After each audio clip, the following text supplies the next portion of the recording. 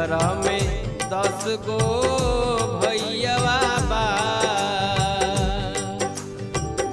नैहर में 10 गो भैयावा हो,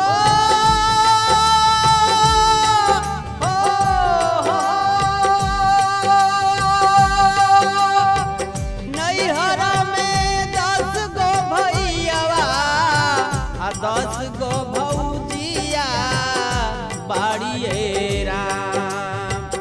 नैहर में 10 गो भैयावा आ 10 गो भौजिया बाड़िए राम। तब हूँ